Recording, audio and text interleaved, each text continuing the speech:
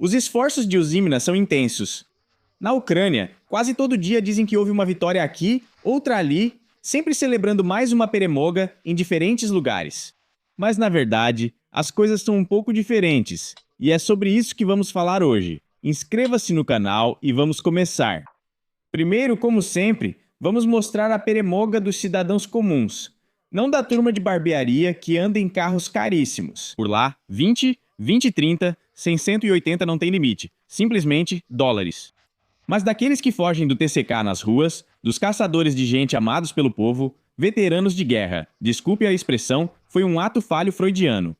Então aqui no nosso Hydropark, estão pegando mais um infeliz para enviá-lo. Ele bem? Pra onde e pra quê? Ah, isso aí já dá pra entender sozinho. Ou seja, a pessoa veio descansar, chegou aqui e de repente... O mais interessante é que os caçadores de gente aqui nem são do TCK. Aqui é só a polícia que deveria proteger os cidadãos, defendê-los da ilegalidade, a polícia que recebe dinheiro dos impostos dos ucranianos e de quem paga impostos, pelo menos por enquanto. E de repente essa mesma polícia, a polícia que deveria nos proteger, bem, pega, bate e é isso, basicamente, é isso aí. Infelizmente, não posso mostrar esse vídeo inteiro, mas você pode assisti-lo no meu canal. Para isso, aponte a câmera do seu smartphone ou tablet para esse código QR e você será direcionado diretamente para lá. Ou, se por acaso você estiver me assistindo de um dispositivo móvel, aqui na descrição do vídeo, logo na primeira ou segunda linha, se não me engano, tem o link para o canal no Telegram. E você será direcionado para o mesmo lugar. Agora vamos ver o que esses militares privilegiados, digamos assim, de Kiev, pensam sobre o povo comum. Hoje eu encontrei um vídeo de um personagem meio estranho, nem sei quem é, em um programa chamado Character. Esse cara até parece que deveria ser um cientista, mas de repente não é um cientista. E ele fala sobre como o Shvonosnovozaya despreza os cidadãos comuns, aqueles que não estão lutando, especialmente aqueles que conscientemente não querem lutar, porque essas pessoas não querem morrer. Olhando para esse personagem, bom, já mostraram muitas vezes militares da linha de frente. Lá é quase distrofia, pessoas com sujeira nas unhas, barbas mal cuidadas e que nem sempre raspam a cabeça por falta de tempo. Desculpe a expressão, mas deixar crescer assim, e aí aparecer em algum canal com esse rosto largo. E aí ele aparece e começa a dizer o que o cidadão comum deve fazer. Do exterior basta por uns 20 ou 30 anos, tipo, que fiquem por lá. Vou proibir esses cidadãos de voltarem, mas quem é ele, afinal? E por quê? Esse não é um político, isso é, ninguém, não tem nome, mas de alguma forma se elevou e agora está dizendo aos cidadãos comuns o que fazer. Talvez para a aposentadoria o próximo seja Raivaída? E para que isso? Existe isso? Ele está pedindo para trancar os ucranianos nesse, queria dizer, campo de concentração digital? Bem, quero dizer, no país ressonância magnética, trancar nas moitas cor-de-rosa, para que ninguém possa sair para lugar nenhum. Dar o direito de votar sem ter participado do destino do país, não? Não participou. Uchastovov, isso é Surzik, isso é russo, não existe a palavra Uchastovov, existe a palavra Uchast. Ah, mas isso significa algo totalmente diferente em ucraniano do que pensa esse personagem. Não participou. Então, se for para defender a língua ucraniana, a pura, é preciso usar o ucraniano nativo puro, e não esse tipo de ababagalamaga, como esses personagens aí. Na guerra representou a Kraina e todos os demais. Mas aqui... todos os outros também falam Surzik. Para ser sincero, aulas de ucraniano do canal Europa para ucranianos. Venham, quanto cobrar de vocês? 50 euros de cada quem assistir. Paga 50 euros na hora, só isso. Os outros. Mas no geral, esses personagens simplesmente desmotivam os ucranianos comuns, porque ele nem sabe ucraniano. Ele não sabe de nada. Ou seja, são pessoas que ficavam sentadas na entrada do prédio. Se for falar de forma bem familiar, bebiam cerveja e de repente foram elevados a algum tipo de chefia. De repente, eles aproveitam isso e em vez de notarem sua falta de instrução, veem como privilégio. Não tem por que você votar lá. Ninguém mais quer votar, meu Deus. Nesse país, tanto faz em quem você vote ou se não votar, você vai receber Bom, você sabe o quê? Uma serenidade ketônica, digamos assim. E o que... Eles vão ficar lá discutindo entre si, vão jogar tudo isso na internet, vão ficar escrevendo essas coisas. Bom, que escrevam pra mim tanto faz. Bom, se quiser compartilhar preocupações pessoais, é melhor procurar um psicólogo. E assim, se chamou de Grusden, ainda mais que esse personagem parece muito com esse cogumelo, é aquela. Se assumiu esse papel, então arque com isso, e aí já pode conversar com seus semelhantes lá. E o que preocupa esses caras aí, sinceramente, acho que não preocupa mais ninguém. Ou seja, eles ficam lá nos estúdios deles, conversando entre si, e são muito menos mesmo. Ou seja, é uma ordem de 10 vezes, se for 10, 100 vezes, ou seja, uma ordem é 10 vezes, 2 ordens é 100 vezes. Bem, eu tenho certeza de que eles são muito menos, em várias ordens de magnitude, do que os cidadãos sensatos comuns, que agora simplesmente têm medo de expressar sua posição. Por causa disso, bem, algo assim pode aparecer de repente e dizer: vamos pro front. E isso não me afeta, isso não afeta o meu círculo. Eles simplesmente perdoam uma. Tudo bem, daqui pra frente ela só fala sobre o que está acontecendo com o círculo dele, como é o círculo dele, isso não nos interessa nem um pouco. Deixem eles lá, se divertindo, se banhando nas suas piscinas abençoadas, por assim dizer, com água piedosa, com a ajuda de Deus, mas só fazem o que sempre fizeram. Ou seja, participam de programas em estúdios, não fazem mais nada além disso. Essas são aquelas mesmas milhares de cabeças. Em alguns lugares a cabeça é maior, em outros menor, mas todos eles fazem a mesma coisa. É sempre a mesma mensagem. O pensamento que, mais uma vez, é passado para eles em algum lugar por meio de manuais. Vamos em frente. Quem mais nós temos aí? Além de todos esses personagens, ainda tem um conselheiro do presidente com o apelido de Flash. Eu não sei por que eles dão esses apelidos uns aos outros, mas ele tem um. E esse tal de Flash, que não é Flashman, é só Flash. É o Flash. Bom, no geral, com X, uma atriz russa, ela atuou em 2 séries.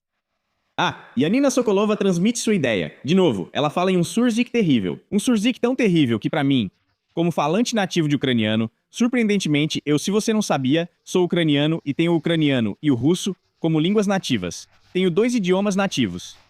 Fica simplesmente horrível ouvir tudo isso. Entendemos os motivos, há fatores solares. Agora, os russos atacam nossos postos de gasolina. Isso ele pegou do Zelensky. Aquele começou com russos, este com cidadãos russos.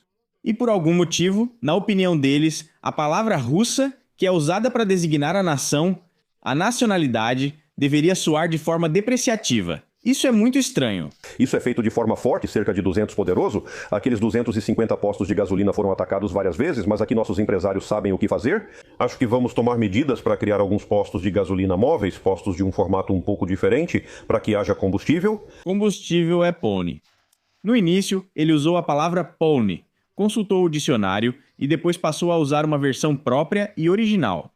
E ele usa aquelas palavras que, bom, eu não sei o quanto vocês conseguem perceber a diferença na pronúncia de um ucraniano e desse personagem, mas isso aí é Surzik puro. É uma terminação dura, com letras fortes, enquanto o ucraniano é suave e melodioso.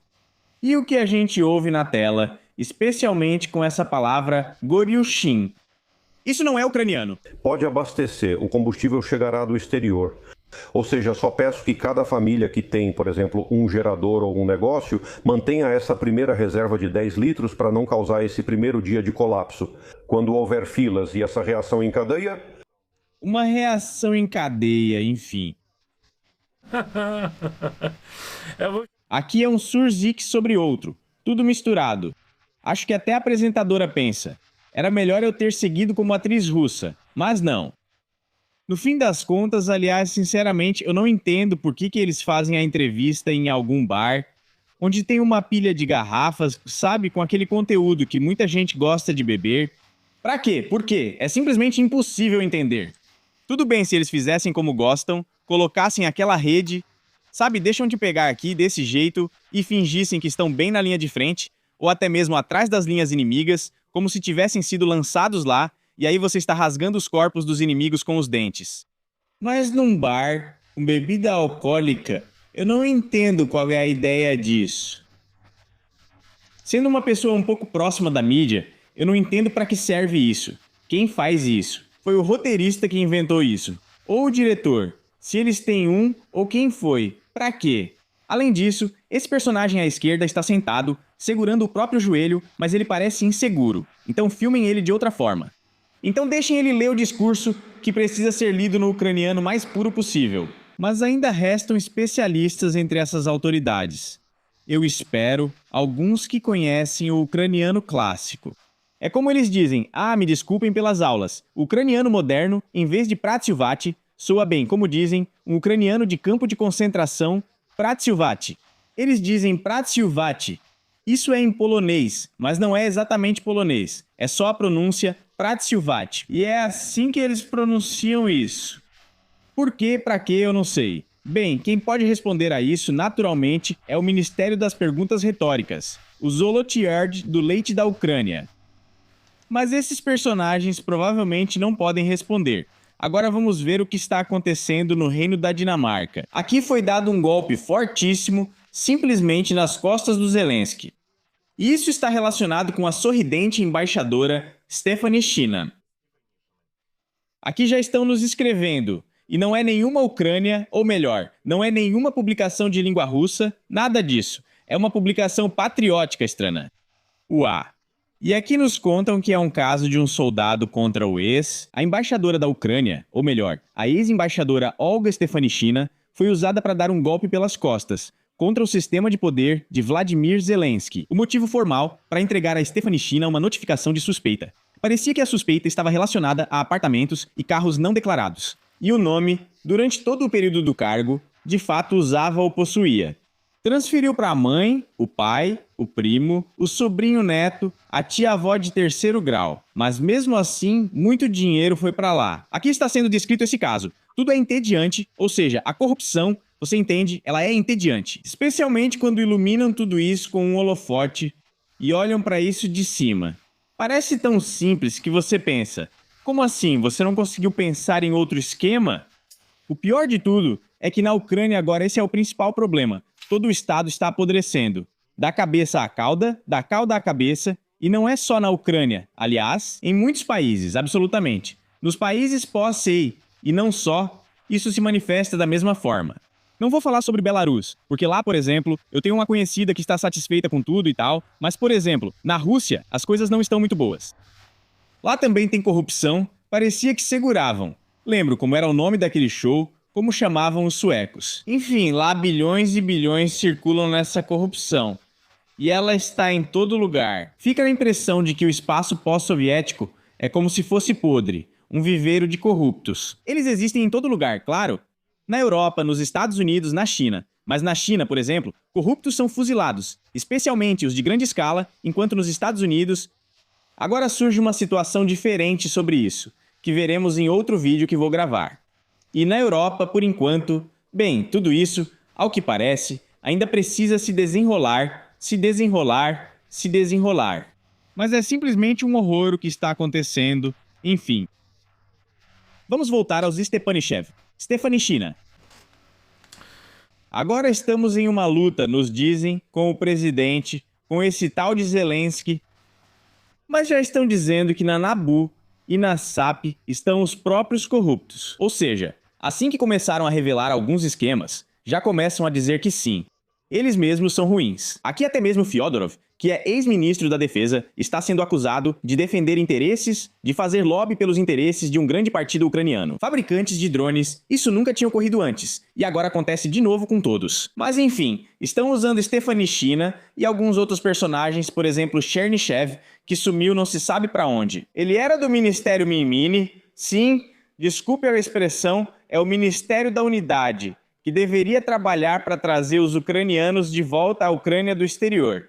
De repente, descobriu-se que esse personagem tinha alguns problemas com a lei. Pois é, foi assim mesmo. Bem, então de repente ele anuncia: vamos lá, irmãos, agora vamos atacar. Vamos cravar os dentes no corpo do inimigo. E depois, acontece que ele estava mordendo, claro, ou caviar preto, ou vermelho, ou uma baguete com molho de trufas, ou alguma outra coisa assim. Mas claramente não era no inimigo. E aí você se pergunta, até quando? O que está acontecendo afinal? Em frente. Zelensky fala sobre isso. Antes ele dizia que havia um plano de 40 dias para influenciar a Rússia. Agora ele diz que, de repente, a RPDC, ou seja, a Coreia do Norte, tem um plano para reforçar o contingente na Rússia. E essa mesma Coreia do Norte forneceu novos mísseis balísticos. Contra os mísseis balísticos, o próprio Zelensky declarou que as cidades da Ucrânia, incluindo Kiev, não têm defesa. A defesa aérea, grosso modo, não é para derrubar mísseis balísticos. Você tem esses drones tão elogiados, Poyagi, desculpe a expressão, são chamados oficialmente de Pispizuni. Esse é o nome dos drones. Tem PI-1 e SUM. Ou seja, é difícil interpretar de outra forma. Aliás, quem mexeu com ele foi justamente aquele senador Graham, que já faleceu. E desde então, não se ouve mais falar dele. Enfim, e acontece que não existe defesa contra mísseis balísticos. Mas Zelensky diz que isso é uma poremoga. TSPR-moga. E o que fazer? Ou seja, ou ele espera que o Patriot seja entregue para ele, ou algo assim. Ele conta que atingiram lá umas instalações de refino de petróleo. De que forma isso agora, bem agora, afeta a capacidade de defesa da Ucrânia é absolutamente impossível de entender. Sim, vocês atingiram algum lugar. Sim, vocês explodiram uma refinaria de petróleo a 2.000 quilômetros da Ucrânia. E daí? Onde está o alívio? Os ataques diminuíram? Não, vocês mesmos dizem que esse tal de outro personagem com apelido. Pantiar, se não me engano, fala que a Rússia está pronta para lançar 200 mísseis balísticos por dia na Ucrânia. 200 mísseis balísticos. E ele afirma isso simplesmente. Tipo, vocês sabem, a Rússia vai fazer isso aí. Mas vocês mesmos, parece que só trocaram 6 por meia dúzia. Vocês diziam, agora estamos capturando aquela região de Kursk, depois outra coisa. E sempre mostravam isso de alguma forma. No final acabava dando em nada, tipo aquele Shiltai Boltai que caiu do muro. Depois toda aquela tropa real do Shiltai Boltai tentou juntá-lo de novo, mas não adiantou nada. Sinceramente, pelo tempo que observo esses processos. Os sucessos são raros. Depois Zelensky falou com o príncipe da Arábia Saudita sobre o que estão preparando no acordo de drones. Eu não sei porque Drone Deal, em ucraniano, é pronunciado e escrito como Drone Deal. Vou mostrar para vocês.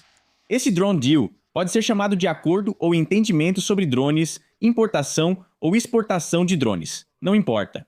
Aliás, em alguns lugares, Volodymyr Zelensky é quase desenhado abraçado com esse tal príncipe da Arábia Saudita.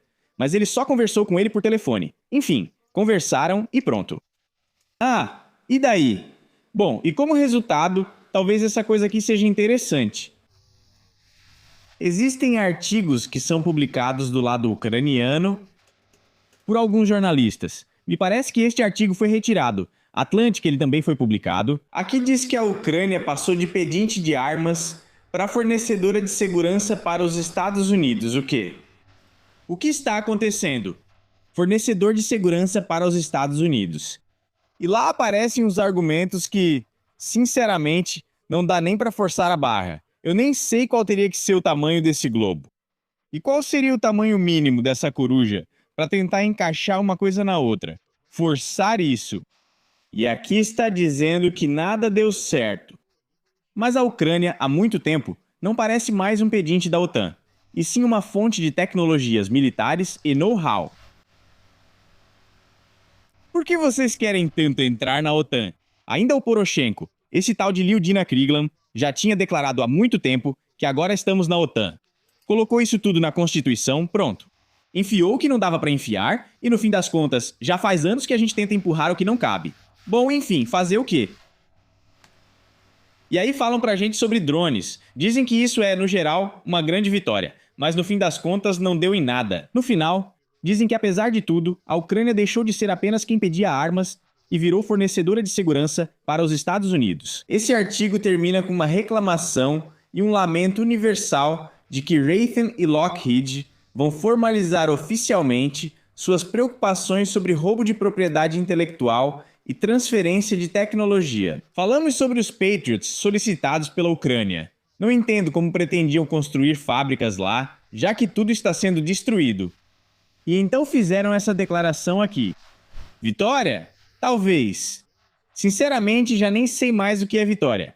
Zelensky já chamou de vitória a Ucrânia seguir independente, mas ela já era independente em 2000, e 3 2000, e 10 2015, em 2019, no ano em que esse personagem foi eleito. Agora ela parece ser... E isso é visto como vitória. Então por que matar tantas pessoas? Por que matar centenas de milhares de pessoas? Essa é uma pergunta retórica.